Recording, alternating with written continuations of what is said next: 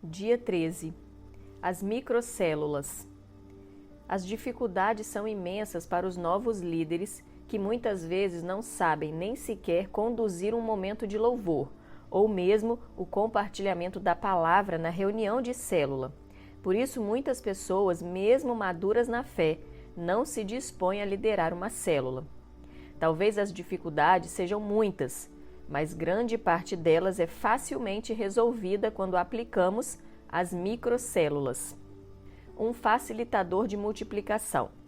Basicamente, as microcélulas atuam como um facilitador no processo de multiplicação de uma célula. É muito simples. Uma vez implementado o processo, não há volta e o resultado sempre será o mesmo, uma multiplicação saudável. Quando a célula atinge um número de 10 membros, então o grupo é subdividido em 2 microcélulas de 5 pessoas. E o líder da célula e o líder em treinamento lideram cada uma das 2 microcélulas. As reuniões da célula devem começar normalmente com quebra-gelo e louvor, mas no momento do compartilhamento, as 2 microcélulas serão separadas em 2 grupos distintos, ambos compostos de 5 pessoas. Podemos também estabelecer as microcélulas quando o grupo atingir 12 pessoas. Nesse caso, seriam 3 microcélulas com 4 pessoas em cada uma. 2 das microcélulas serão lideradas por 2 irmãos líderes em treinamento, sendo que cada um liderará 3 irmãos. Assim, podemos ter 3 microcélulas em uma só célula. No final do processo, os líderes estarão preparados e, a partir do crescimento das microcélulas, que começam com 4 pessoas, a multiplicação acontece. A microcélula que atingir 7 membros estará em condição de se multiplicar e tornar-se uma célula, reunindo-se em outro lugar. As microcélulas podem incentivar e facilitar a multiplicação, mas o foco principal delas é o treinamento de novos líderes. O alvo é treinar novos líderes. Como já dissemos, as células não são o ponto focal. Células surgem e desaparecem, começam e terminam. A menos que os membros de grupos se transformem em líderes de células, os frutos não serão duradouros. Por isso, cremos que o crescimento da igreja está baseado na formação de líderes. Sendo assim, a prioridade máxima de um líder de célula é identificar líderes em potencial e iniciar o processo de discipulado. Nosso alvo é a conquista da cidade. A estratégia para atingir esse alvo é transformar os líderes de célula em discipuladores. O foco do nosso trabalho são as pessoas e não as atividades. O tempo dos membros é escasso, por isso precisamos focar no trabalho em pessoas e não em atividades.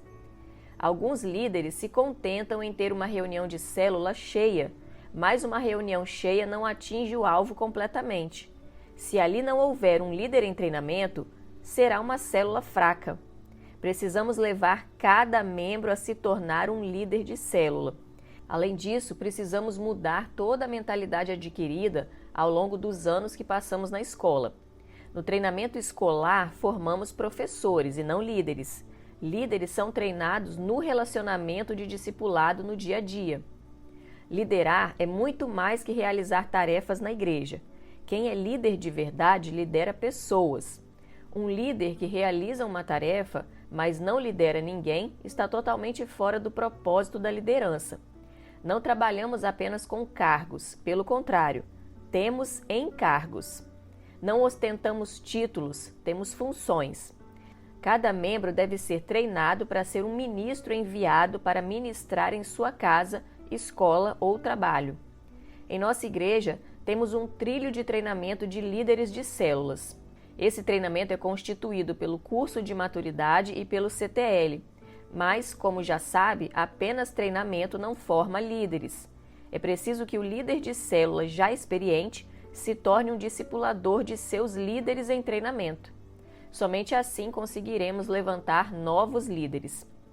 A prioridade de cada membro da igreja deve ser tornar-se um líder de célula, e a prioridade máxima do líder de célula é constituir líderes em treinamento e ser discipulador deles. Cada líder de célula deve constituir 3 líderes em treinamento na sua célula, que serão seus discípulos e cooperadores na célula. O líder de célula deverá, então, se encontrar semanalmente com seus 3 discípulos. Esse encontro poderá acontecer um pouco antes ou um pouco depois da reunião da célula, dependendo da disponibilidade da nova equipe. Durante esses encontros, o líder da célula estudará o manual da visão com seus 3 discípulos, ou líderes em treinamento, e também seguirá todo o processo proposto de acompanhamento e crescimento do discípulo. A partir de então, todos os membros serão distribuídos entre os 3 discípulos para que atuem como anjos da guarda, cuidando dos demais membros. A partir de então, todos os membros serão distribuídos entre os 3 discípulos para que atuem como anjos da guarda, cuidando dos demais membros. Observe que estamos definindo claramente 2 níveis de membros dentro da célula. Temos os líderes em treinamento, que são os discípulos, e temos os demais membros, que consideramos ovelhas.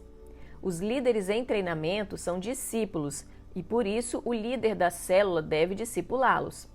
Por serem discípulos, eles têm um nível maior de compromisso e responsabilidade. Todo líder em treinamento deve estar ciente do que significa ser um discípulo do Senhor. Os outros membros da célula, porém, devem ser apacentados. Apacentar não é o mesmo que discipular. Apacentar é cuidar, proteger, alimentar e atender às necessidades das ovelhas. Se tratarmos ovelhas como discípulos, o resultado será o sofrimento da ovelha e a decepção do líder. Evidentemente, não queremos que as ovelhas sigam nessa posição indefinidamente. Nós queremos que elas se tornem discípulos. Sabemos, porém, que isso não acontecerá com todos.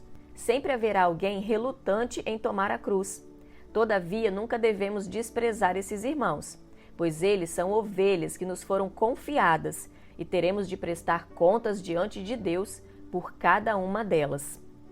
O trabalho dos líderes de célula deve sempre levar em conta os níveis ou estágios de maturidade dos membros da célula. O próprio Senhor Jesus trabalhava por níveis.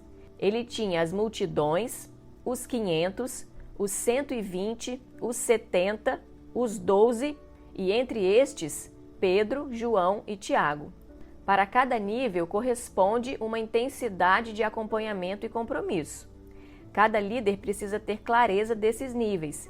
Quem não distingue níveis na igreja e na célula está deixando de lado um princípio absoluto que percebemos no ministério de Jesus.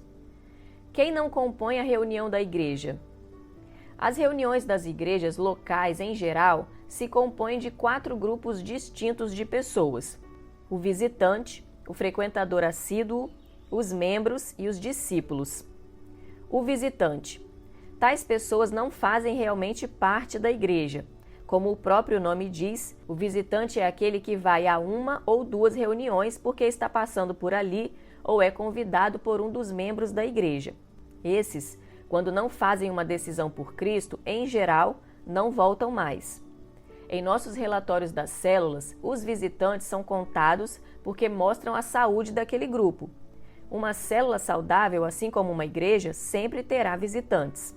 O frequentador assíduo. Estes são pessoas sinceras que frequentam a maioria das reuniões da célula e das atividades da igreja. Até certo ponto, pode-se contar com elas. São consideradas frequentadoras assíduas as pessoas que ainda não se batizaram, mas que frequentam a célula com certa regularidade. Alguns são frequentadores porque possuem algum impedimento para o batismo, na maioria das vezes algum problema de divórcio, amaziamento ou proibição dos pais para se batizar. Outros são frequentadores porque gostam dos irmãos ou são amigos dos anfitriões da célula. Gostam de receber oração e apreciam a comunhão dos irmãos, mas quando são desafiados ao batismo, normalmente recuam. Esses possivelmente ainda não nasceram de novo. Eles são contados em nossos relatórios das células. O membro. Consideramos membro aquele irmão que se batizou ou aquele que veio de outra igreja reconhecidamente evangélica e que esteja frequentando nossas células há pelo menos 2 meses, ou 8 reuniões. Eles constituem a maioria dos participantes da igreja. Como membro, o que se espera dele é que frequente a célula e o culto de celebração aos domingos, seja um dizimista e coopere para a expansão da obra, trazendo visitantes para as células. Evidentemente, ele deve manter um bom testemunho e buscar ser cheio do Senhor a cada dia. Um membro ainda precisa se tornar um discípulo. Ele se torna um discípulo a partir do momento em que aceita o desafio de ser um líder em treinamento e se torna um discípulo do líder da célula. O discípulo. O discípulo é um seguidor, uma pessoa disposta, disponível quando se precisa dela, que tomou a sua cruz e está seguindo a Cristo. Somente consideramos discípulos aqueles membros que aceitaram o desafio da liderança e estão dentro de um relacionamento de discipulado. Membros estão buscando a própria bênção, mas discípulos entenderam que precisam fazer a vontade de Deus. O sonho de todo pastor é que a maioria dos irmãos integre esse último grupo, que sejam discípulos. Mas, por experiência própria, depois de muitos anos de ministério, tenho concluído que eles são sempre minoria. Um novo processo de multiplicação. As microcélulas são um processo de multiplicação. Depois que a célula é subdividida em 2 ou 3 microcélulas, dependendo da quantidade de membros e de líderes em treinamento, ela se multiplicará quando atingir 15 pessoas. Todavia, quando isso acontecer, os líderes em treinamento terão tido várias semanas de treinamento prático dentro da própria célula. A partir do momento em que uma célula passa a ter microcélulas, a reunião passa a ser afetada. Todas as microcélulas farão o louvor juntas e se separarão no momento da palavra e do compartilhamento. Assim, cada líder em treinamento estará com a sua microcélula, mas na mesma casa. O alvo é que cada microcélula se fortaleça durante esse tempo e cada líder em treinamento esteja completamente seguro para sair com o seu grupo. À medida que as microcélulas atingirem um número mínimo de 7 pessoas, elas se multiplicarão e começarão a se reunir em outras casas como novas células. Uma vez completada a multiplicação, o líder ainda continuará liderando uma célula, mas agora também será um discipulador cuidando de outras 3 ou 4 células. E o que de minha parte ouviste através de muitas testemunhas, isso mesmo transmite a homens fiéis e também idôneos para instruir a outros, 2 Timóteo 2:2. Veja se você entendeu. E o que de minha parte ouviste através de muitas testemunhas. Paulo não falou isso em particular, mas em público. Isso mesmo transmite. Para quem? Para qualquer homem? Para que tipo de homem? Para um homem fiel. Mas qual é a fidelidade que se espera dele? A fidelidade de manter o processo e instruir outros. Esse é o processo de reprodução na célula. Nós não multiplicamos células, nós multiplicamos liderança. Se você não está reproduzindo liderança na célula, você não compreendeu a visão apropriadamente. O próprio Paulo é um exemplo do processo. Paulo diz: "O que de mim ouviste?" Então Paulo começou. Timóteo ouviu. Ele era o discípulo. E agora Paulo diz: "O que você recebeu, Timóteo, transmite para homens fiéis." E esses homens fiéis, por sua vez, vão transmitir para outros. E esses outros para outros. Qual é o propósito de Deus? Desencadear um processo, uma reação que ninguém pode impedir. Você recebe e passa para outro, que passa para outro, que passa para outro. Nós temos muitos cursos em nossa igreja, mas os cursos não substituem o discipulado. Curso não forma líderes e nem gera discípulos.